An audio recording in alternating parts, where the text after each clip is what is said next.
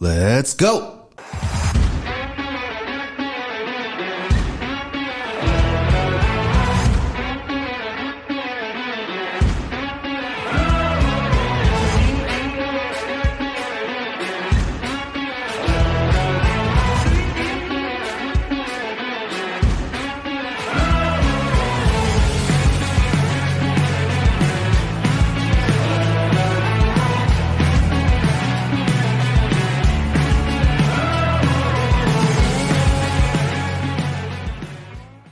Welcome back to the Inside Lines, where politics meets power and the stories go deeper. I'm your host, George, and today I'm joined once again by Chris Musto, who's running for the New Jersey General Assembly in District 36. He served our country for many years with the Department of Homeland Security, and now he's continuing that service, this time closer to home. We had Chris on earlier this year to talk about his background and motivation, and you can check out that episode on our YouTube page. But today, we'll get an update about his campaign, talk about accountability, respond to some troubling news, and go deep into what's really happening inside agencies like ICE. Chris, welcome back to the show. It's so great to have you again. George, thank you so much for having me back. I really appreciate it. Hey, we're in the final stretch now. We've got a couple weeks left till Election Day. How's the campaign going? I think it's been going great. We've been getting out, myself and my running mate, Diane DiBiase. We've been heading out everywhere we can.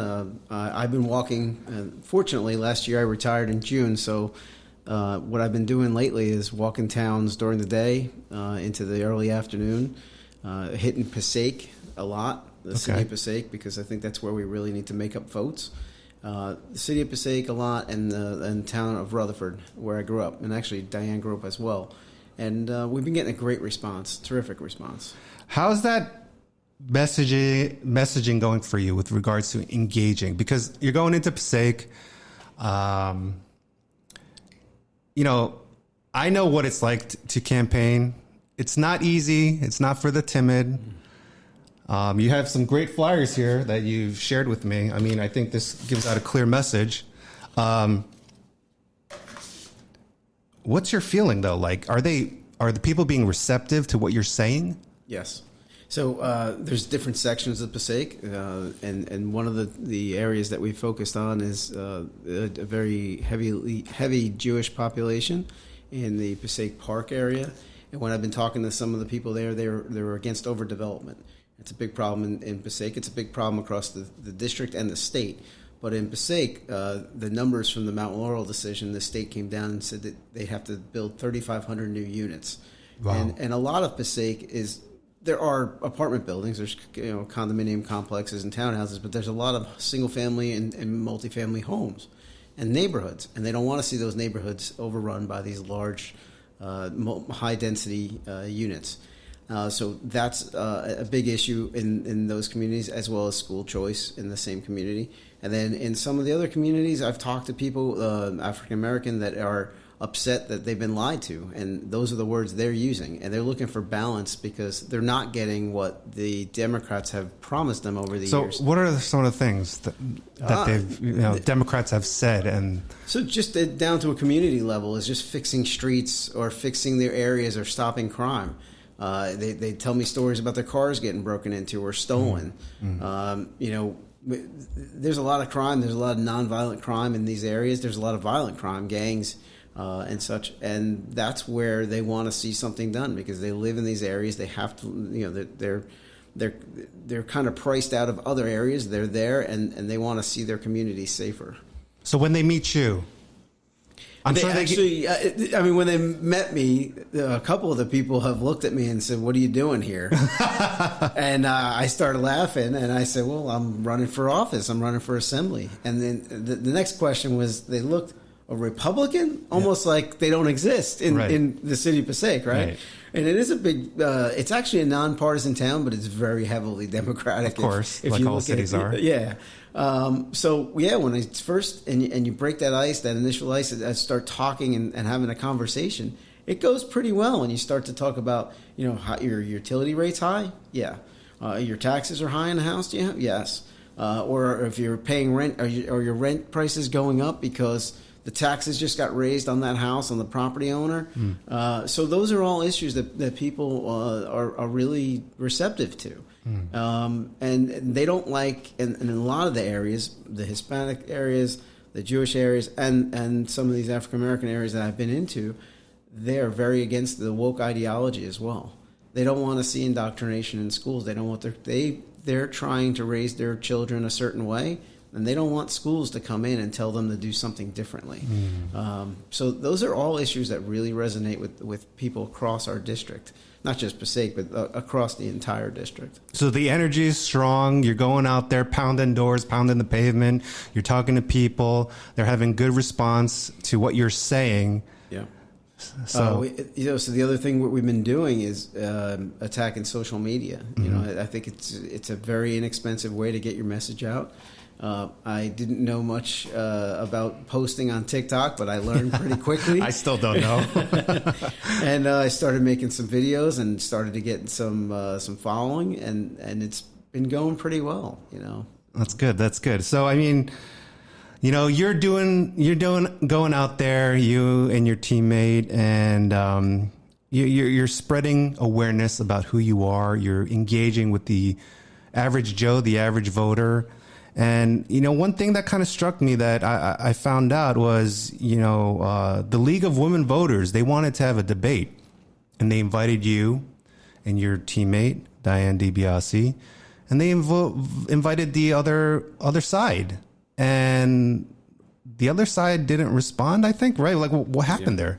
So back in August, we got an initial email from the League of Women Voters, and I actually, as soon as I got the email, I made a phone call to I think her name was Nikkei Bach, and we had a great conversation. She said that they've been doing this for years. They look forward to it. It's a great way for transparency and get the word out on the candidates and your views and where you stand on different issues. And I said, we're all for it.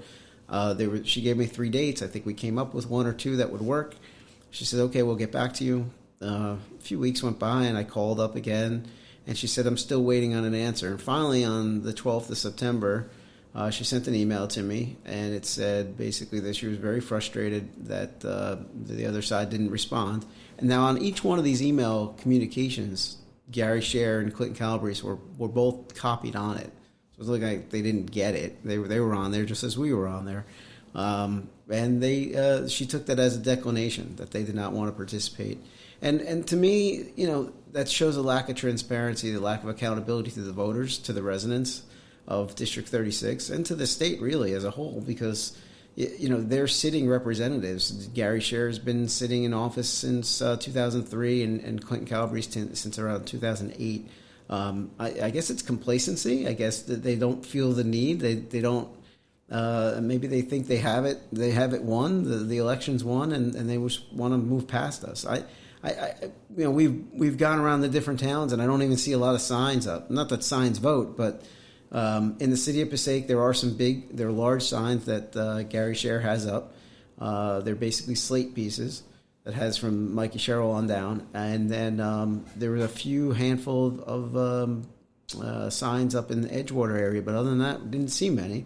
They do have a couple of billboards, but it looks like they're just going to rely on the Democratic machine to get out the vote. That they're not doing, because I don't see them walking around. And in the conversations I've had with certain people in the city of Passaic, there's areas that I've been going to and knocking on doors that Gary Scher's never been to.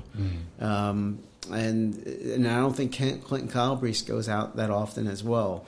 But I think it's upsetting, and I think it's really a disservice to the citizens of our district and the state of New Jersey that they won't debate and they won't share their views. Do you think anyone who's running for office should be open up to debates or public Q&As? Yeah, I think there should be some type of forum where you should have to provide what you're looking to do, your goals, your views, your issues, and where you stand, and answer real questions, whether they're from a media outlet or from a crowd where they're vetted.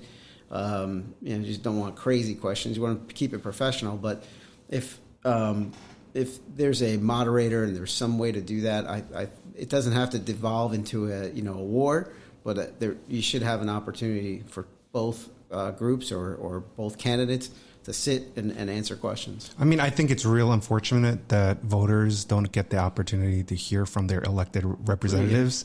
Like, tell us what you've done the last 2 years or whatever it is for assembly. Well, I mean, look, just as you just said, it maybe that's the reason why they don't want to come. Because they haven't done anything, right? They've just been there sitting and collecting money from the government and not really being held accountable. And I think it's a shame. It's the voters. It's the people there, not just the voters, but their families, their children who get the brunt end of the sword, right? Like, it's just like they're the ones who are suffering from not being able to hear what people. I mean, I think transparency and accountability. Number one, the first thing is accountability and transparency, and we live in a society where you should be taking questions. If you're a public servant, yeah. If you're an elected public servant, you should be taking questions.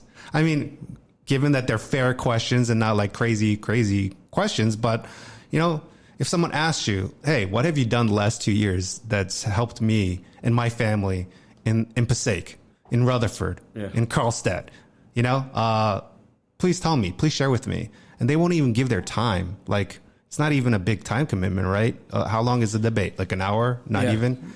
Yeah, and it's all negotiable, too. If you want to do 90 minutes, you do 60 minutes. When I was on the Board of Education, I did a debate. My first candidacy, we had a candidate forum for the Board of Education. And I think it's very important.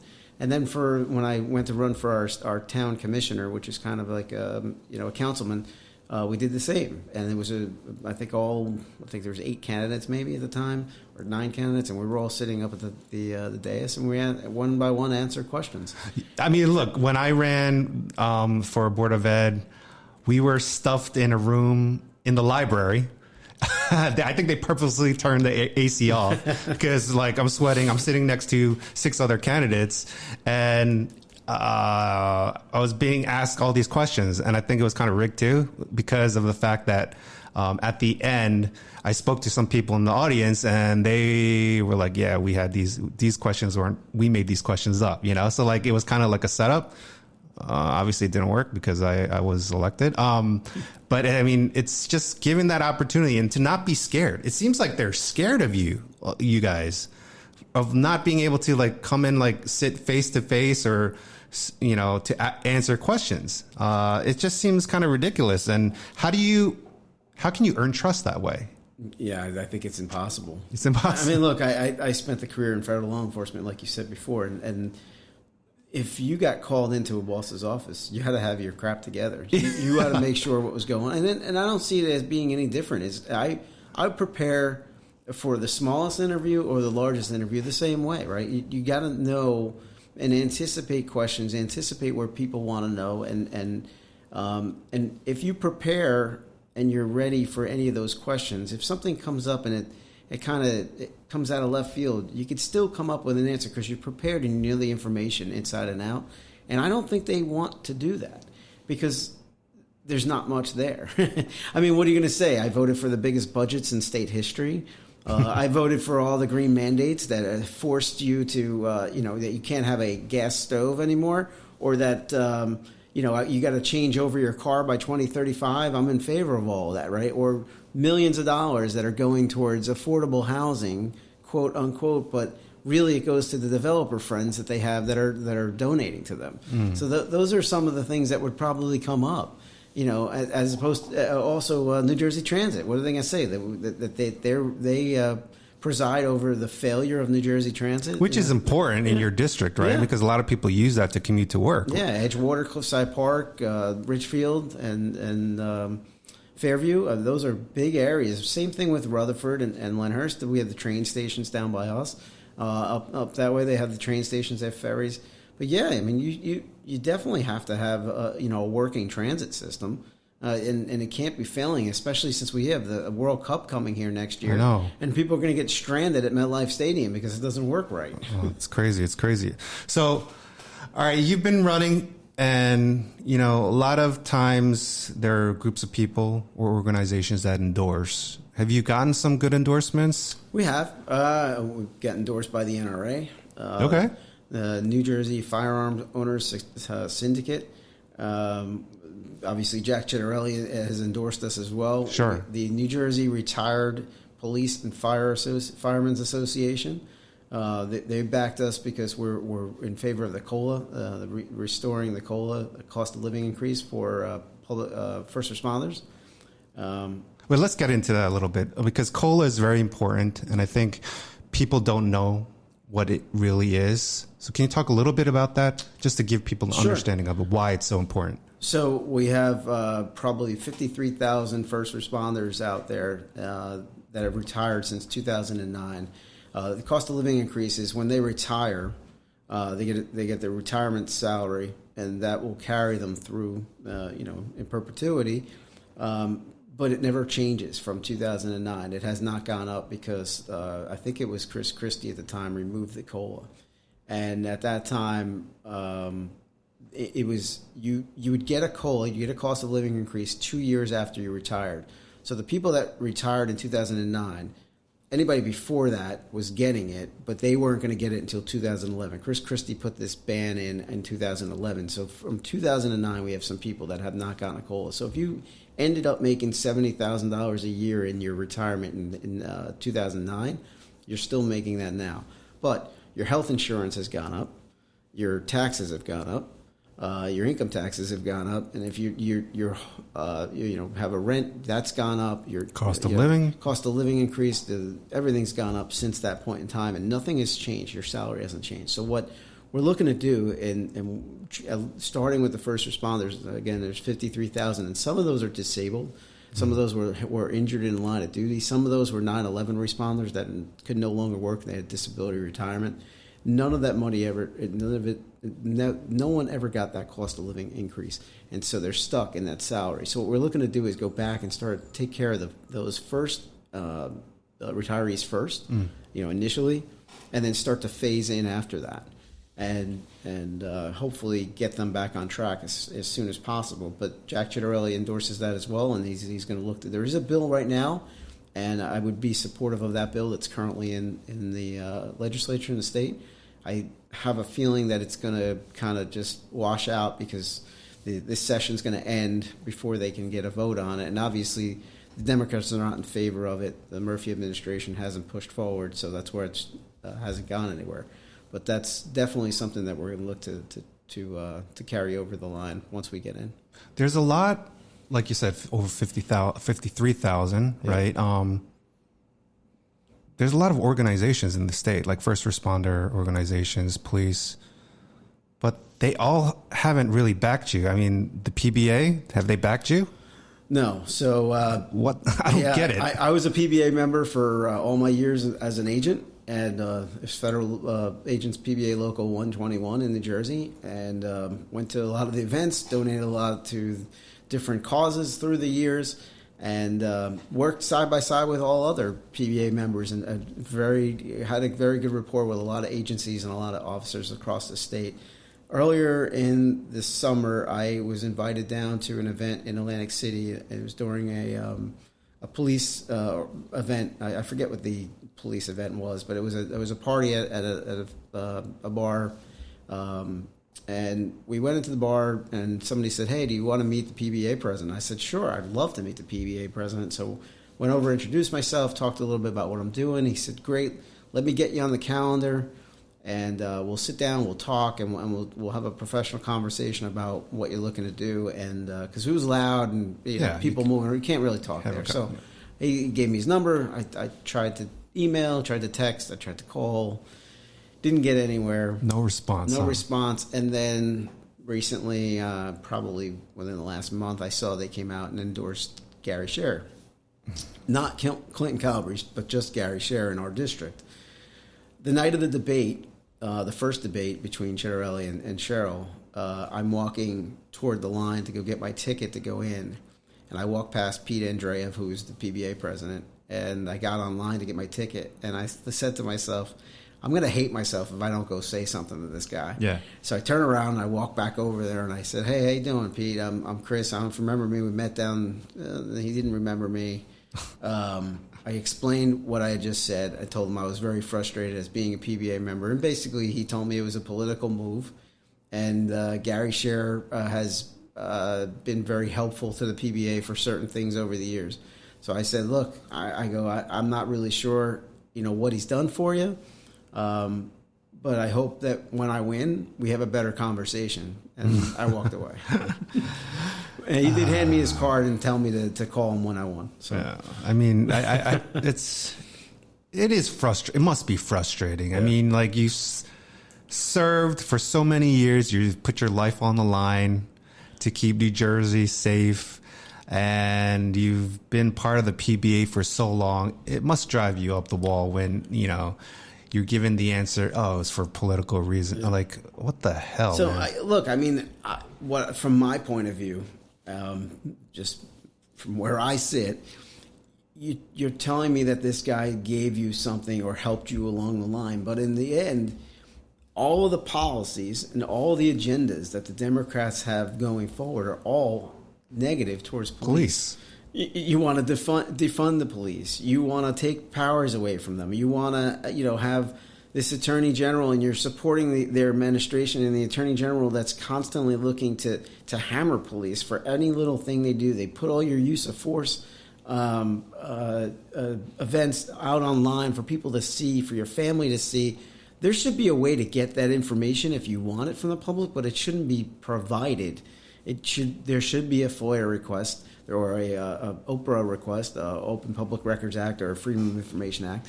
It shouldn't just be easily available. And there's no, the Democrats haven't put a penalty matrix or rubric in place where everybody's judged along the same parameters.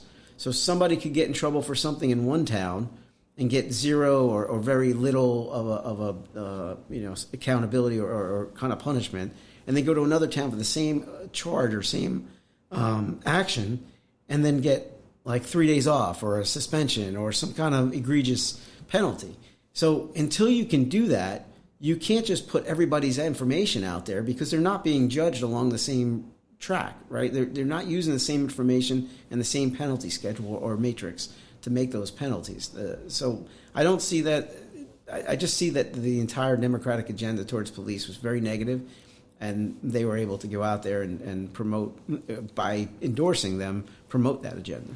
Yeah, I mean, and you're supposed to be helping on the side of the police. Yeah, it just kind of shows that maybe he's just in it for himself, right? And stay in power, right? Mm-hmm. For to be ahead of the PBA. If there's less police out there, more, it kind of gives him more power in a sense, right? Because there's not that many access or avenues to get to, let's say, the legislature. If Cher's not responding to the average Joe, he's going to maybe respond to PBA, if PBA president, if he or she, likes you. But if they don't like you, then you have no option, right? Yeah. So it's unfortunate. All right, let's switch gears a little bit. Let's talk a little bit about what's going on nationally. A few weeks ago, something tragically happened to a man, Charlie Kirk. That's a tragedy that's shaken a lot of people, especially a lot of people in the Republican Party and a lot of Christians, right? So it's like, what was your initial reaction when you heard that news? So actually, tomorrow's going to be 30 days. It's going to be a month, and we're going to... it's already a month. Yeah. It's crazy. We're going to go to Rutherford. There's actually going to be a vigil for that 1 month anniversary tomorrow night in the town of Rutherford. I was shocked when I first heard it and I first saw it. And to be honest, from just my experience and my knowledge, when I saw the shot and where his head went back, I just thought that there was no way that he was going to survive. Yeah. It was, again, this happened July last year to the present, and an immigration stat board that was up on a billboard saved his life. Like, during that period of time, he turned his head, and the shot went, as we know, went side of his head. What struck me is the rooftops were open. Yeah. There's no security covering the rooftops. I mean, forget the political side and that for a minute. Just looking at it from the security perspective, there was limited security. Rooftops are open. Somebody's able to get a shot off, and it was a decent enough shot that it basically just blew the back of his neck out, and he probably died instantly or very soon after. I just thought that there's got to be better security. When we're going to have events, we're going to have thousands of people at, these things have to be considered. And I think we do a great job of that in New Jersey. We have a lot of law enforcement at the local, county, state level, federal level as well. And they all work pretty seamlessly together in those type of events. And I don't see that in different parts of the country. You know, I see it a lot better here, where there's planning in place, where there's people talk to each other. They're all in the same room. They can all, you know, hear each other or communicate for the most part, or they're all in the room so that the messages can get out to their departments or their agents or agencies immediately. On the political side, on the actual the murder of Charlie Kirk, I will defend anybody's right to speak and say what they want. I may not always agree, but I think that's your right in this country. And for somebody to attack him for just words, for what he's saying, I think it's a crazy situation. It shows you how our country is devolving, where we can't have a discourse. We can't have civil conversation. And it's very unfortunate. And I think part of that is just kind of pushed forward by the left. And I made a video a couple weeks ago following that murder, and I wanted to talk to Democrats in my TikTok, and I said, hey, we may not always agree, but I want to have the opportunity to speak with you. I want to have the opportunity to work, because I don't want to be an assemblyman for the Republicans. Yeah, I got to be an assemblyman for everybody across the district and around the state. Yeah. I'm going to have to take in a lot of information and make the right decisions, but I'm going to have to talk to everybody, and we're going to have to. There's going to be compromise sometimes. You know, we can't always get what we want, and they can't always get what they want. We're going to have to meet somewhere in the middle and try to make things work. That starts with having conversation. That starts with having a dialogue. That starts with being able to discuss issues without getting upset, without fighting, without trying to hurt or injure the person that you're having the conversation. You know, when it comes down to, you know, political violence, you know, when it gets to this point,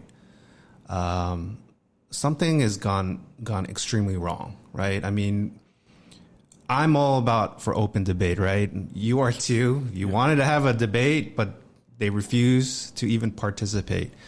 But I think, like you said, yeah, as long as it's, you know, you can say whatever you want to say. You have the right to say whatever you want to say. I think there's always going to be some sort of repercussion, though, of what you say. You have to take responsibility for what you say. But does it have to come to political violence? Like, is that your only avenue of resolution? And I think that's maybe easiest is not the right word, but that's just like, you didn't try. Yeah. You did not try. You just used a gun to kill somebody. You didn't try to figure out why that other person feels that way, or you didn't try to listen to what he or she had to say.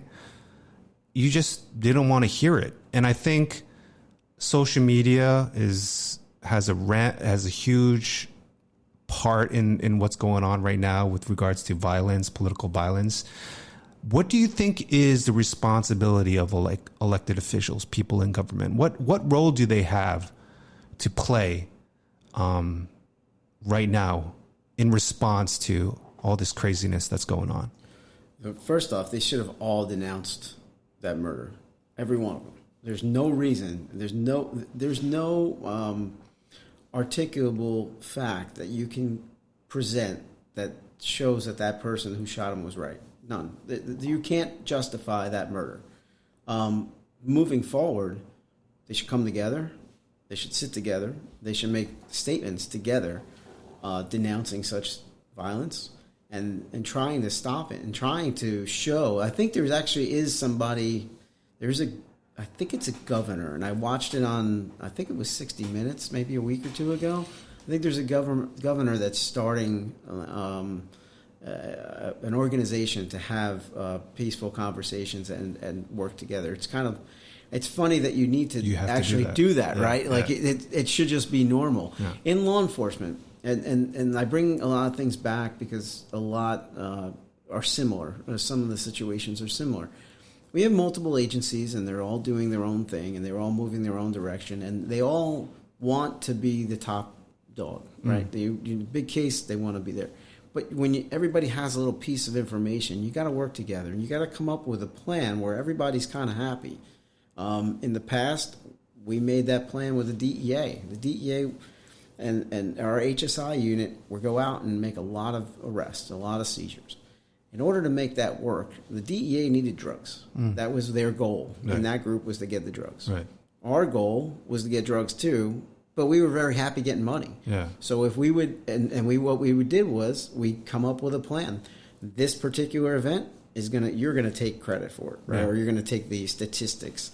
The next one, we're going to do it. If there's one where there's a lot of money and there's a lot of drugs, you take the drugs, we're taking the money, and we're going to peacefully coexist. We'll put a press release out together, and it all works out fine. And you're working towards a common goal. You're sharing information. Everybody's got a piece of that puzzle, and together we make it whole, right? And we move forward. And that takes collaboration. That takes discussion. That takes sitting down and negotiating. Sometimes it even takes sitting down and having a beer or a cigar and talking things out. But just normal conversation can get over a lot of this. And when I was in D.C., the funny part is I was exposed to a lot of political figures while I was down there. And one night I was at a table with multiple people, congressmen and U.S. senators, and they were from different parties. And we all talked, and we all peacefully coexisted. We had a great time. We laughed. We smiled. We had a couple of drinks. We smoked cigars. We talked about sports. We talked about barbecuing, all kinds of things. And everybody was a Democrat or a Republican. It didn't matter. The titles, all the names, everything was all pushed aside. We were people, and we were having a conversation about what affects real people. You know, this reminds me of a story that was shared with me, where back in the day, you know, Republicans and Democrats, even in local council, right, they would argue about certain things that they strongly believed in and were fighting for their constituents. And maybe they would have heated discussions during their open, you know, public meetings. But after the meetings, they would all go out to dinner and break bread. Yeah. But they don't do that anymore. Yeah. And it's just kind of... get back to that. We need to definitely get back to that. I mean, do you feel that a lot of these people who are in power, elected, I mean... You said you sat with, you know, congressmen, senators. Do they have big egos? They didn't. No? I mean, where we were for that night, I don't think that they did. The people that I was with, and I won't say their names, but I didn't see it. I didn't see it at all. Well, what's your take though right now of what's going on with ICE, right? Because ICE and you know, there's a lot of protests that are going on around the nation. Maybe not around here as much, but you hear places like Chicago where they are, you know, there are rioters. It's not peaceful. It can get a little bit violent. You see these snippets of videos on social media. And there was a story I think I heard in the news where ICE reached out to local PD and they requested help or backup, and they were told the local PD was told not to help ICE. Like you mentioned that, and it just makes sense that all these different agencies need to be helped. I mean, the overall goal is to be like, let's get this accomplished, keep the public safe, you know, but when a local, or I don't know if it was the city of Chicago, the chief of police said, no, don't help ICE. There's something going on. There's something wrong here. Like, what was your take on that? Well, first off, I think it's wrong. I think it's criminal. And I did hear the call. And then the next day, the chief of police said that I didn't say that. Well, it's pretty clear on the audio transcript that you did. So you're going to have to really make up for that. But he has the backing of the mayor, and the mayor doesn't want ICE. And they actually, I think they just yesterday passed a resolution preventing ICE from coming into Chicago, which you can't do that. Yeah. That's illegal as well. Yeah. I think what's going on right now is that since Immigration Customs Enforcement ramped up operations across the country, They went to specific sanctuary cities first, or sanctuary states first. Not so much here. Now, we are a sanctuary state, and what I've seen in my time in ICE and HSI falls under ICE, is that there are laws, and there are laws that say that you can't do certain things. When you have relationships on a one-to-one level, you can get that information, and you know when you need to enforce the law. Mm-hmm. There may be phone calls made. They may not be official phone calls, but in the state of New Jersey, things get done. If people are here and they're here illegally and they've committed a violent crime and they need to be removed, they get removed. So there's no like heads butting or like there are on the higher level, like for instance when the MS-13 members escaped from the Elizabeth Detention Center, they found several of them pretty quickly, but one of them went to turn themselves into state police in South Jersey, and the state police said, "Oh, we can't enforce immigration law, so go on your way." At that point, it was criminal. It was a federal criminal warrant for their arrest. Yeah. But since they were acting under the Immigrant Trust Directive, which is a failure, and I want to see that go as quickly as possible, they just let the person go and walk out the door. So they now had to go find them again and go arrest them. Well, I see what's happening in Chicago is that we're moving into areas where traditionally there hasn't been law enforcement. And it's been a war zone in Chicago. There's been multiple people shot over weekends and holiday weekends and during the week. Yeah. It happens constantly. And I think what, the president wanted to do, and rightfully so, is try to go into some of these cities that are Democrat-run specifically and that are very lax in police and prosecution, and go in and try to change some things.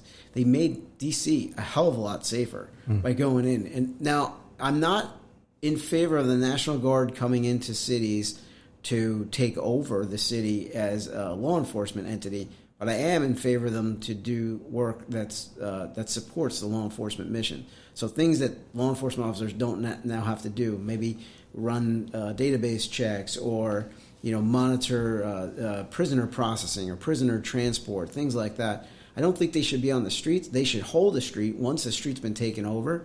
So if you have a major drug block that's been traditionally a drug block for hundreds of years, or not hundreds of years, but for dozens of years, it's been controlled by drug organizations, it's violent crime.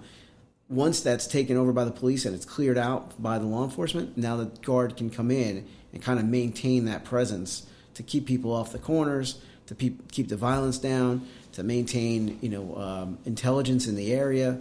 I just don't see them doing law enforcement. So Trump recently sent the California National Guard up to Oregon or Portland or something like that? Didn't he? Did he do that? Or was it blocked by the So the courts? federal buildings and the courts were being blocked, and ICE was being attacked as well in Portland. And Portland's been in a bad way for quite a while. But to take these cities back, you can't just have cities that are just overrun by crime and overrun by people in the street. And I think at a certain point up in that area, they took over a whole block, right? And they said, this is our own anarchy inside that area. No, I'm very against the protest. I think if you encircle, what they did was they boxed in some ICE agents, and the ICE agents called. That's a deadly force situation. If you block in police, in any situation, in any city in the country, there would be a firefight because now those officers are going to be attacked, or they feel that they're going to imminently be their life's in danger, they're imminent danger of being harmed. They can react, and they can bring lethal force against those people blocking them in, and that should happen. And look, it's just by the grace of God that it didn't happen. But you see people like the chief of police in Portland say that we don't need you guys here. There's no issues whatsoever here. Yeah. You see the governor of Oregon, I think, say the same thing. But there's obviously the people, the residents who are living there who are suffering the most. Yeah. It does, does the federal government play a role, or are they just there to cover, the federal buildings and the federal, employees that are situated there? I think the federal government definitely plays a role. And if the state's not going to do it and the local police aren't going to do it, and you have people, citizens in the United States, that are under attack and they can't move around, then they have to go to a higher level, and they need to get the federal government in to make it right. And then once it settles down, again, some of this would all go away if those sanctuary areas could work with the police. So let's just see, in the perfect world, a person gets arrested for a sexual assault that's here illegally. They get processed at the police station.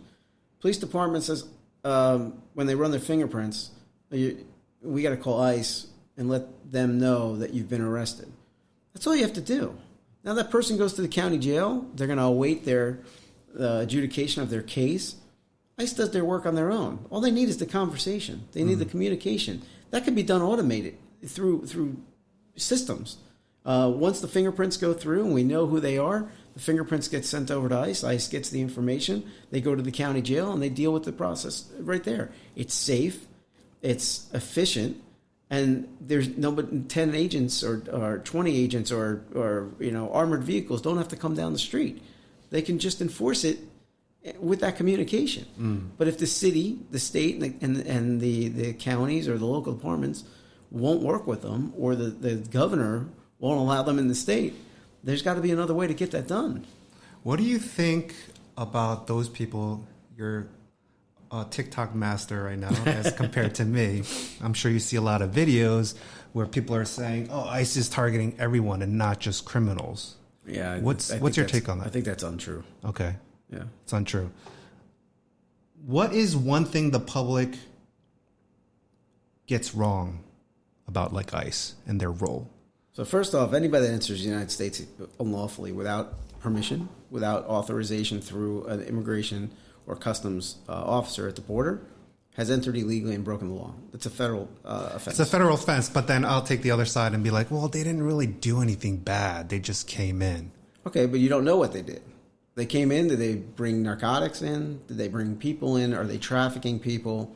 We don't know, right? So if they've entered and we don't know what their criminal history is in their country, just because they haven't committed a crime here, maybe we know what they committed in their country. There were plenty of people from El Salvador that I arrested in the United States that were criminals and murdered people in El Salvador, but now they were here. They're still criminals.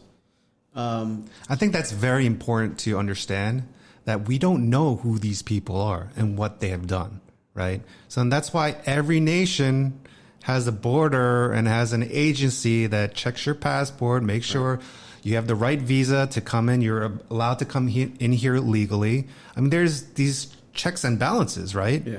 And so if you don't follow the law, like if I went to another country, Russia or Korea or wherever, Canada, right? If I don't follow the law there, they have a right to kick me out, arrest me and kick me out. Why does that not apply? Or why do people don't feel that it doesn't apply to the United States? That's a great question.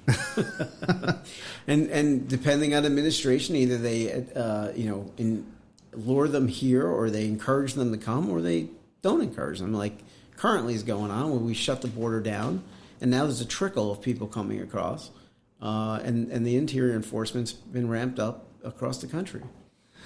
What's your take on ICE hiring all these, having the open application, allowing, people over the age of 40, like myself, maybe apply, right, to join ICE? What's your take on that? So there's a lot of positions within ICE that have not been completely fulfilled right now. So when the push went to start to do interior enforcement and more aggressive on interior enforcement, some of the other mission sets went aside. Financial investigations, narcotics investigations, human trafficking investigations. Some of the people had to get pulled from those investigations to go and do immigration, civil enforcement. So what I think and what I'm hearing that they want to do with the new hires is allow them to come in and do the civil immigration enforcement and the processing, transportation, and the holding of those criminal aliens. It frees up those investigators, the HSI investigators that were doing other work, that were go back to the narcotics groups, go back to the gangs and money laundering and financial crimes, which are very, very important missions, but they had to take a little bit of a backseat by the surge. So I think that's where those people are going to be going. And then some of the older people that are coming on, now they are hiring over 40. but hiring up to like 60, I heard. Wow. And some of those individuals are going to the academies to teach because I think that's just where they want them to be. Well, they have the experience, right? Yeah. Because they're probably former law enforcement, retired, and that type of thing. Okay. Let's switch gears one more time.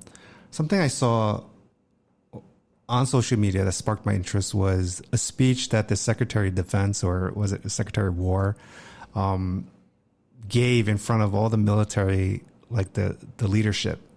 Were you able to see that speech, or? I don't think so. Okay. So basically what it was he was calling out the military, basically, let's transform from the woke culture to the warrior mindset. And one of the things that caught my eye was, he was saying everyone needs to be in shape. Like everyone needs to be fit. Like we need to present ourselves as warriors to everyone, to the public. And we have not been doing that for the last, I guess, 10, 20, whatever years. And because it's important for our mission, it's important to be disciplined. It's important for morale of the soldiers. And so I you didn't see the video, but what do you think of that? Like, do you think, and you're part of, the federal government in regards to law enforcement, you've seen what's there. You've been there for 20 plus 24, 5, 6, 7 years. Do you think the mindset of the people who are serving in law enforcement, or maybe in the military, maybe some people in the military, has gotten weaker in a sense of kind of woke? Like, do you feel there needs to be a transition where we need to be more firm with regards to how we handle matters, whether it's nationally or internationally, globally? Do you have a take on that? I do, and I think he might have also mentioned in there about the standards. Yeah, standards. Yeah. Standards it needs to be for the men. All the standards have to apply. There's not one standard for men and one standard for women. It's just one standard. Yeah. And when I went through the academy, that's basically how it was. There was a standard, and if you failed out of the academy. After I left, several years after, they started to make it where it was participatory. Is the word? Mm-hmm. Yeah, it was you. As long as you participated and did your best, you'd be able to pass the physical side, which I disagree with. Because if somebody jumps out of the car and runs, I'm going to run after them too. Yeah, and I've done it. Yeah, and I'm not fast. Yeah, but I'll do it. Yeah, and everybody's going to have to do the same thing. We're all going to have to do the same. And I think standards are good. Mm-hmm. I think they're valid, and I believe that we should be firm. I think our military should be the best and in the best shape that they can be in. And I don't appreciate the woke ideologies in the military. I don't appreciate it in schools. I mean, I think it's got to get out. And I think that's part of the reason why people are starting to look at conservatives and look at Republicans to win elections. It's because they don't want those woke ideologies. They don't want their kids growing up like that.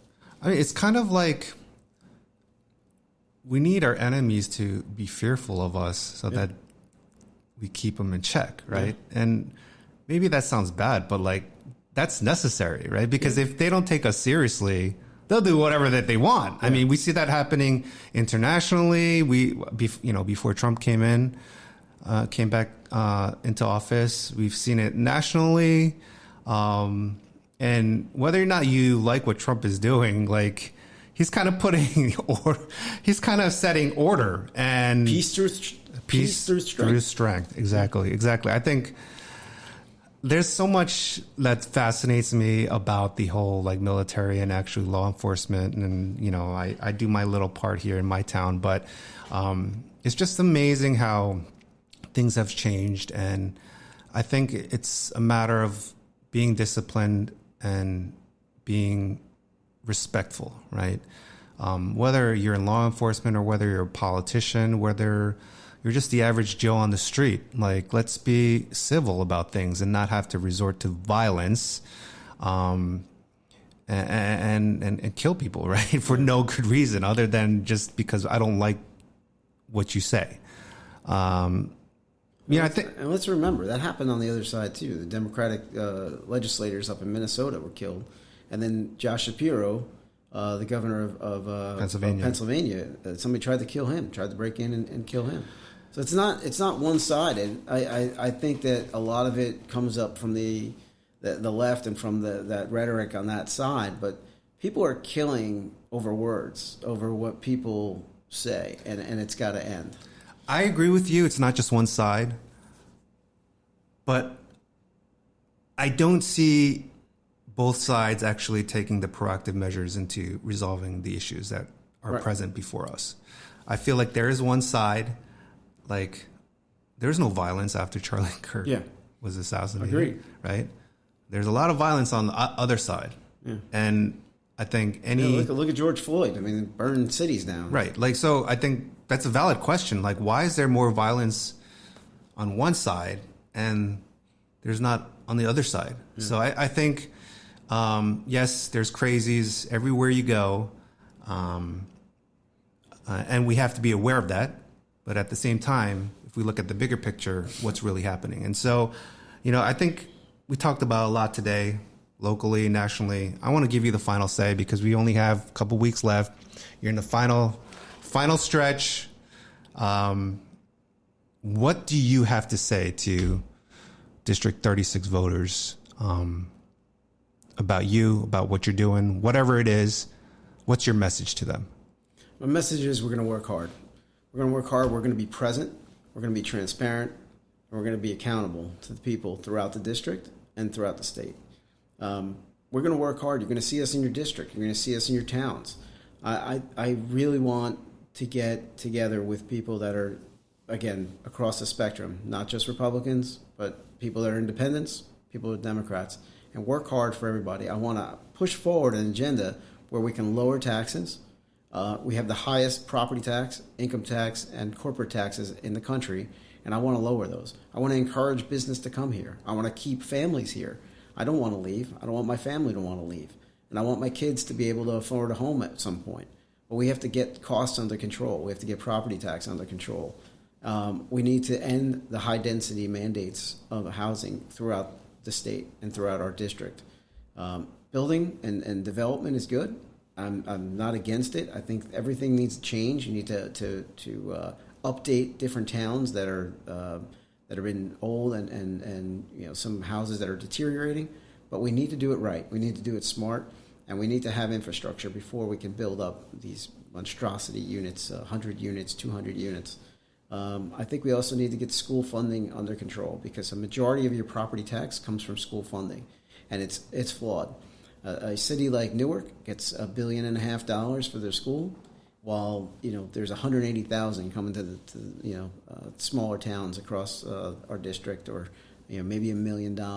It's very odd. The way that the formula works is bad, and it really puts pressure on the smaller towns to raise taxes on their constituent base. And